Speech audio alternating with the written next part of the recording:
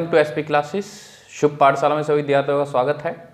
आज हम Indian economy का थर्ड चैप्टर एलपीजी का सेकंड पार्ट बना रहे हैं। इससे पहले फर्स्ट पार्ट मैंने चैनल पर अपलोड कर दिया है। जिन विद्यार्थियों ने नहीं देखा है वो विद्यार्थी पहले फर्स्ट पार्ट देख ले, जिसमें मैंने जो है उदारीकरण मतलब लिबरलाइजेशन के बारे में बताया है। तो जिन विद्यार्थियों ने पहला पार्ट नहीं देखा है वो पहले पहला पार्ट देख लें, फिर दूसरा पार्ट देखें। इस पार्ट में हम ये चैप्टर खत्म कर देंगे। इसमें हम निजीकरण और वैश्वीकरण के बारे में पढ़ेंगे।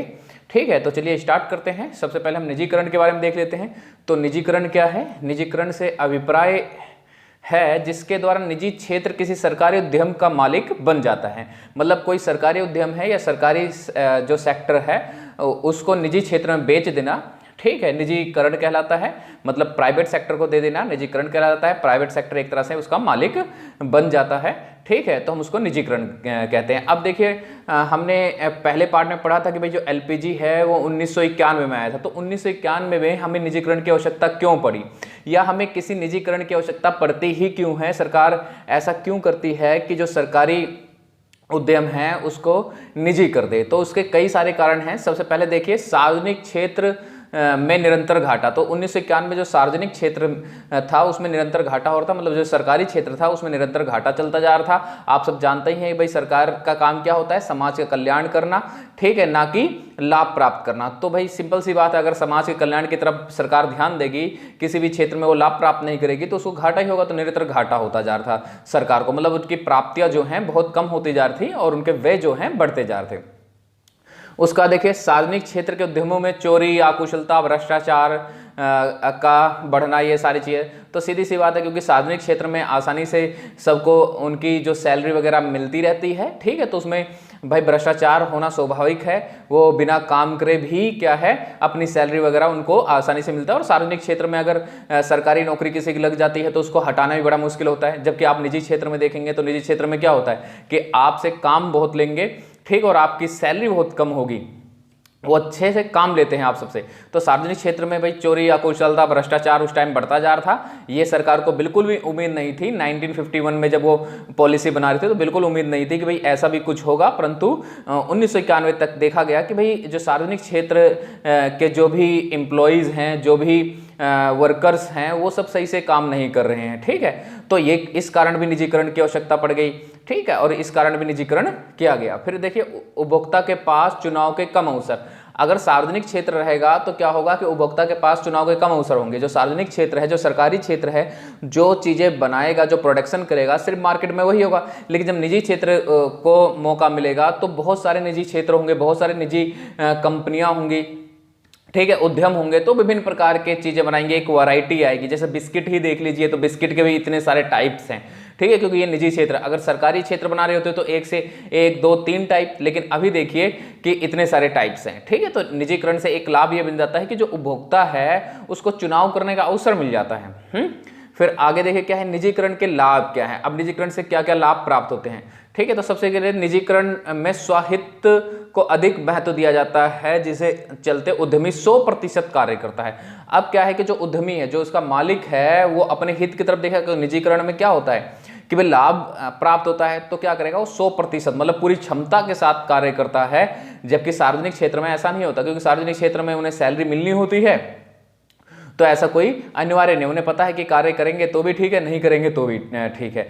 लेकिन निजी क्षेत्र में उन्हें पता है कि हम जितनी मेहनत करेंगे उतना ज़्यादा मेरा लाभ होगा, ठीक, इसलिए यहाँ पर 100% कार्य क्षमता से काम किया जाता है। तो इसका एक बेनिफिट है, भाई अच्छे से काम करेंगे, पूरी क्षमता लगाएंगे तो भाई हमारी जीडीपी बढ़ेगी, प्रोडक्शन बढ़ेगा, उत्पादन बढ़ेगा, तो मार्केट की जो है जीडीपी, हमारे देश जो है वो तरक्की करेगा, प्रति व्यक्ति आय बढ़ेगी, ठीक है। तो इसलिए भी निजीकरण के क्या नाम है, निजीकरण करना जरूरी है। इसके कुछ ऐसे लाभ हैं जो निजीकरण की तरफ प्रेरित करते हैं। फिर देखिए निजीकरण प्रतियोगिता, आधुनिकीकरण तथा उन्नति की तरफ ले जाता है, ठीक है। तो निजीकरण में क्या होता है, एक तरह से प्रतियोगिता होती है, ठीक है। प्रतियोगिता मतलब कि भाई निजी कंपनी आपस में अच्छे से अच्छा देना चाहती हैं कि भाई अगर, और दूसरी बात अच्छे से अच्छा, और जो फर्म आपस में कंपटीशन करती हैं तो थोड़ी कीमतों को भी फर्क पड़ जाता है। भाई कम से कम कीमत में अच्छे से अच्छा देना चाहेंगी निजी कंपनियां, जिससे वो मार्केट में बनी रहे, दूसरी कंपनियां हट जाएं, ठीक है। इससे क्या होगा कि आधुनिकीकरण भी आएगी, क्योंकि भाई अच्छा देना चाहेंगी तो अच्छी तकनीक लाना पड़ेगा, अच्छी टेक्नोलॉजी लानी पड़ेगी, ठीक है, पुरानी चीज़ें अगर देते रहेंगे तो दूसरी कंपनी उनसे आगे बढ़ जाएगी। ठीक है, तो निजीकरण में क्या होता है कि भाई प्रतियोगिता होती है, आधुनिकीकरण होता है। ठीक, उसका देखें, निजीकरण उत्पादन की विविधीकरण को प्रोत्साहित करता है। विविधीकरण का मतलब होता है वैरायटीज। ठीक है, तो जो निजीकरण होता है उसमें विभिन्न प्रकार के वैरायटीज आप सबको मिल जाते हैं, जबकि सार्वजनिक क्षेत्र में ऐसा नहीं होता है। सरकार क्या करती है, कुछ ही उत्पादन बनाती है, वही आप सबको लेना होता है। पर निजीकरण में क्या होता है, क्योंकि भाई इतने सारी कंपनी हैं, इतने सारे उद्यमी हैं, तो विभिन्न प्रकार की चीजें बनाएंगे। ठीक है, फिर है निजीकरण में उपभोक्ता का महत्व होता है, मतलब उपभोक्ता को एक तरह से महत्व दिया जाता है निजीकरण में। ठीक है, उपभोक्ता क्या डिमांड कर रहा है, किस चीज़ की आवश्यकता है, ये सारी चीज़ें ध्यान रखनी चाहिए, क्योंकि उपभोक्ता की तरफ बहुत ज़्यादा ध्यान केंद्रित होता है कि ये देखा जाता है कि मार्केट में उपभोक्ता किस चीज़ के लिए डिमांड कर रहा है। ठीक है, तो एक तरह से उपभोक्ता को बहुत ज़्यादा महत्व दिया जाता है निजीकरण में। ठीक है, अब आगे देखिए, निजीकरण की कुछ हानियाँ हैं। ठीक, उसमें है समाज हित की समाप्ति। अब क्या हो जाता है कि भाई जो समाज हित है उसकी समाप्ति हो जाती है। समाज हित मतलब एक सामाजिक कल्याण खत्म हो जाता है। इससे पहले हमने बात की थी कि भाई सार्वजनिक क्षेत्र का क्या कार्य होता है, सार्वजनिक क्षेत्र का कार्य होता है कि भाई समाज का कल्याण करे, परंतु निजीकरण में तो ऐसा होगा नहीं। जो निजी कंपनियां हो तो प्रॉफिट चाहेंगी, चाहे किसी भी चीज़ की कितनी महंगी कीमत क्यों न लगाए तो भाई प्रॉफिट चाहेंगी, तो एक तरह से समाज हित समाप्त हो जाता है। फिर देखिए, निजीकरण में बाजार की शक्तियां स्वतंत्र रूप से काम करती हैं, इस कारण उन्हीं लोगों के लिए वस्तुओं का निर्माण किया जाता है जो अच्छी कीमत दे सकें। ठीक है, तो क्या होता है कि भाई मैंने पहले ही बताया, इससे पहले ही पॉइंट क्या था कि भाई बाजार को एनालाइज करता है एक निजी कंपनी।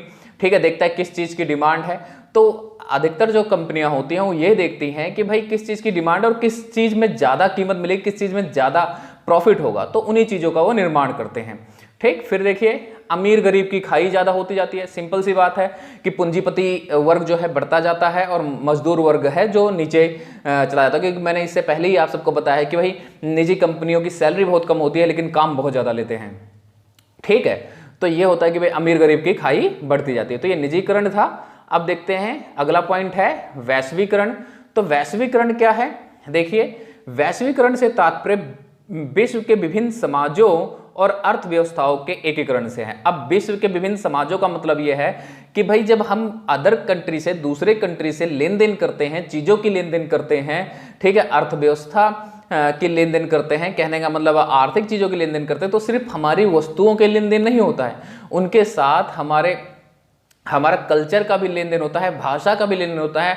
अपने ही देश में देख लीजिए कि क्या है कि विभिन्न प्रकार की जो है भाषाएं बोली जा रही हैं, एक तरह से मिश्रित भाषा चलती है। ठीक है, आज के टाइम में हिंदी की बात करें तो हिंदी के अंदर इंग्लिश मिली हुई है। वहीं पे अगर खान पान की बात की जाए तो अपने यहाँ इतनी सारी MNCs वगैरह हैं, मल्टीनेशनल कंपनीज वगैरह यहाँ पर अपने ही कंट्री में है, जो कि यहाँ के जो है कल्चर पे इफेक्ट डालता है। तो सिर्फ ये नहीं होता कि भाई हम ये सोच ले कि वैश्वीकरण में सिर्फ वस्तुओं की लेन देन होती है, कल्चर का भी जो है, भाषा, कल्चर, रहन सहन, इन सब चीज़ों में परिवर्तन देखा जाता है। तो यही है कि वैश्वीकरण में विश्व के विभिन्न समाजों और अर्थव्यवस्थाओं का एकीकरण होता है, मतलब कि एक तरह से एक दूसरे जुड़ते हैं। हमारा जो कल्चर है वो कहीं और गया हुआ है, वो सब ये सारी चीज़ें देखते हैं, हम दूसरों कल्चर को भी देखते हैं, अपनाते हैं जो चीज़ें हमें ठीक लगती है। ठीक है, तो इस तरह से एक तरह से इसको एकीकरण कहा जाता है।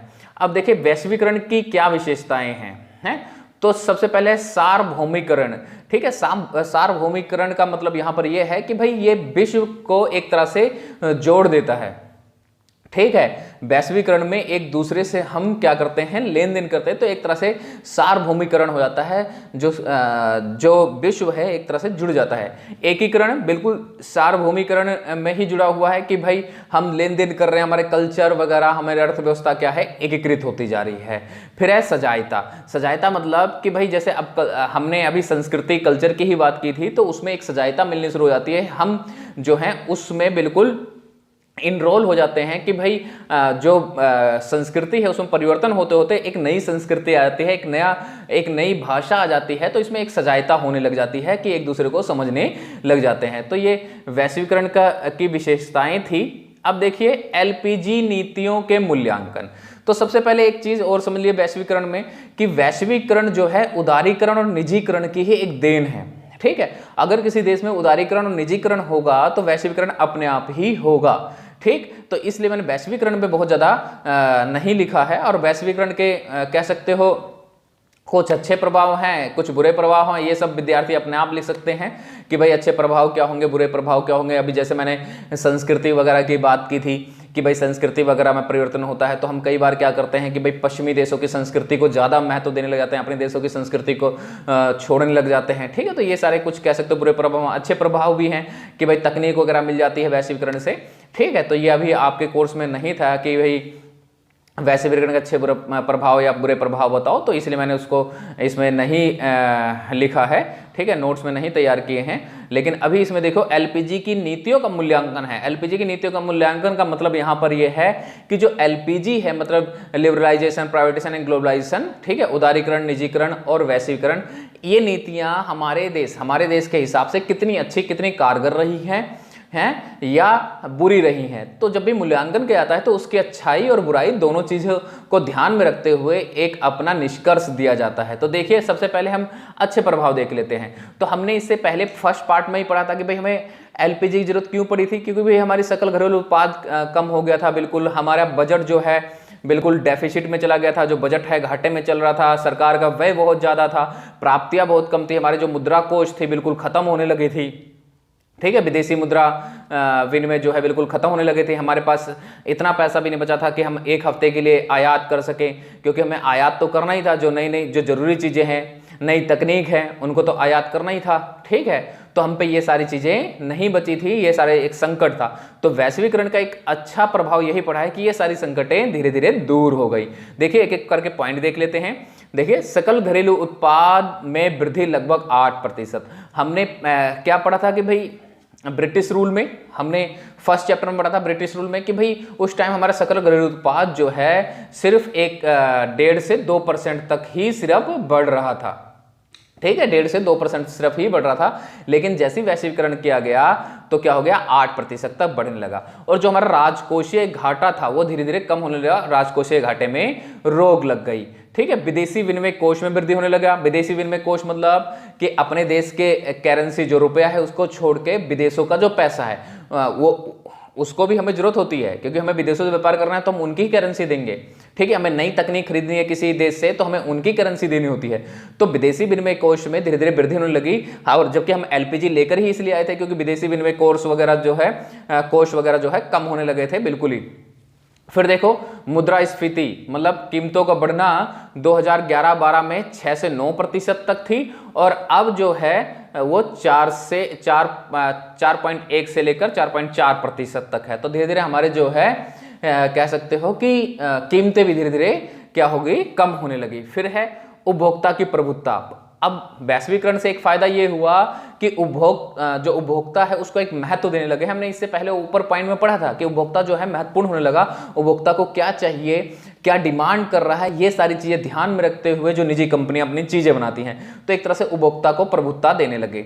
फिर देखिए, प्रतियोगी बाजार की स्थापना। अब प्रतियोगी बाजार की स्थापना होने से क्या होता है कि उपभोक्ता को बेनिफिट मिलता है, सरकार को भी बेनिफिट मिलता है, सरकार को अच्छे टैक्स वगैरह मिलती है, उपभोक्ता को प्रतियोगी बाजार होने से अच्छी चीजें मिलती है, क्योंकि एक दूसरे से अच्छा निकलने के लिए क्या करेंगे, वो जो कंपनियां हैं वो अच्छी चीजें बनाएंगी। ठीक है, तो प्रतियोगी बाजार की स्थापना होने लगी। लेकिन इन अच्छे प्रभाव के साथ साथ वैश्वीकरण या एलपीजी के कुछ बुरे प्रभाव भी देखे गए हैं। तो वो बुरे प्रभाव क्या है, जरा उनको भी देख लेते हैं। कृषि की अवहेलना, जहां पर अपना देश शुरू में लगभग 75 से 78% कृषि पे ही डिपेंड था, वो अब कृषि की अवहेलना करने लगे। मतलब कृषि की तरफ ध्यान जो है खत्म होने लगा, लोग शहरों की तरफ भागने लगे, नौकरियों की तरफ भागने लगे।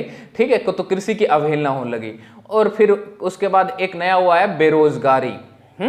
बेरोजगारी मतलब कि भाई जब वैश्वीकरण होगा, जब एलपीजी आएगा तो क्या होगा, नई नई तकनीक आएंगी। और वो तकनीक क्या करती थी भाई, 20 लोगों की 25 लोगों का कार्य जो है वो एक अकेले मशीन कर देती थी, जिस कारण क्या हुआ, धीरे धीरे बेरोजगारी फैलने लगी। अभी कंप्यूटर को ही ले लो, पहले क्या होता था, अगर कंप्यूटर नहीं है तो बहुत सारे लोग लगे रहते थे कि भाई ये खाता बनाओ, ये चीज़ लिखना, ये चीज़, तो अलग लोगों को अलग अलग कार्य था। अब कंप्यूटर में क्या होता है कि भाई एक में ही सब कुछ सारे काम हो जाते हैं आसानी से। ठीक है, तो अब एक अकेला कंप्यूटर एक पर्सन बैठ के सारी चीजें कर देता है। अब इससे क्या हुआ, बहुत सारे लोग बेरोजगार हो गए। तो तकनीक आना अच्छी बात है, लेकिन तकनीक से बेरोजगारी भी बढ़ती है। फिर देखिए विनिवेश। ठीक है, तो एक विनिवेश मतलब सरकारी संपत्तियों को बेचा गया वैश्वीकरण में, ठीक। तो ये सारी चीजें भी जो है बुरे प्रभाव में एक तरह से देखा जाता है। एक तरफा संवृद्धि, तो हमने इसे पहले देखा ही है कि भाई कृषि की अवहेलना की गई, ठीक है, तो एक तरफा संवृद्धि रही, ठीक। जो अमीर है वो एक तरह से अमीर होता गया, इंडस्ट्री वगैरह बढ़ते गए, ठीक, और गरीब गरीब होता गया, कृषि वगैरह धीरे धीरे समाप्त होती गई, ठीक है। फिर शहरों पर बढ़ता भार, मैंने बताया इससे पहले कि भाई जो लोग हैं वो क्या कर रहे थे, शहरों की तरफ भाग रहे थे, नौकरी की तरफ भाग रहे थे, ठीक, कृषि को छोड़ के, गांव को छोड़ के। तो ये भी एक बुरा प्रभाव है कि शहरों पे धीरे धीरे भार बढ़ने लगा और गांव जो है खाली होने लगे।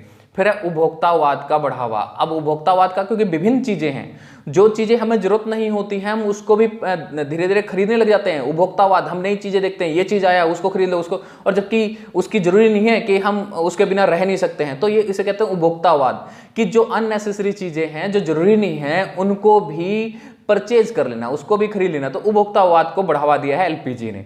तो इसके कुछ बुरे प्रभाव हैं। अब देखिए, ये मूल्यांकन है, यही सबसे इंपॉर्टेंट चीज है कि भाई क्या है कि वैश्वीकरण या एलपीजी हमारे देश के लिए ठीक है नहीं, अपने देश के नजरिए से हम बात करेंगे तो देखो इसके दो मत है। कुछ लोग तो कहते हैं कि एलपीजी बहुत बढ़िया है देश के लिए, ठीक है, और कुछ लोग कहते हैं बुरा है। उन्होंने अपना अपना तर्क दिया है। परंतु अगर हमें अपना मूल्यांकन करना हो, अपने हिसाब से बताना हो, तो हम कह सकते हैं कि भाई हमारे देश के हिसाब से एलपीजी जो है जब लाया गया हमारे देश के लिए बहुत अच्छा रहा है।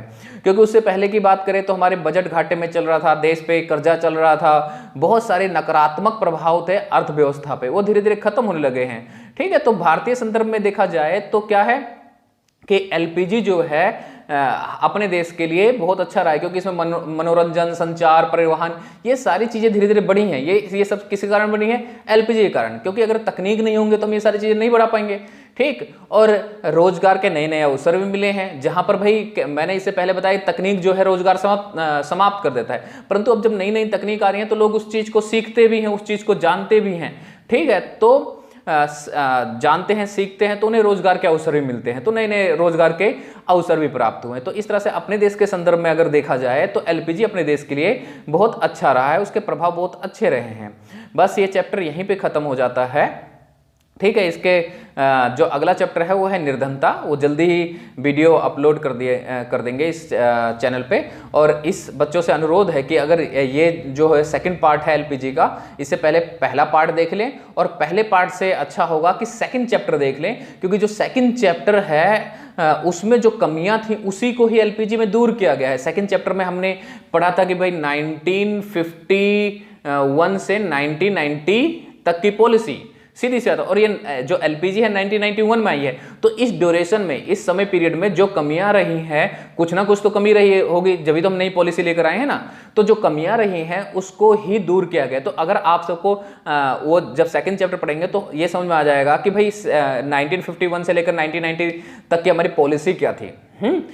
अब उस पॉलिसी के कारण कुछ हमारे देश जो है क्या होने लगा, अर्थव्यवस्था हमारे देश की बिगड़ने लगी, ठीक है। तो नई पॉलिसी लाई गई, तो उन्हीं कमियों को दूर किया गया, उसी चीज को बदला गया, यही एलपीजी है, ठीक है। तो सबसे पहले सेकंड चैप्टर देखें, फिर इसका फर्स्ट पार्ट देखें, फिर इसको देखें। चलिए आज के लिए इतना बहुत है। थैंक यू, धन्यवाद।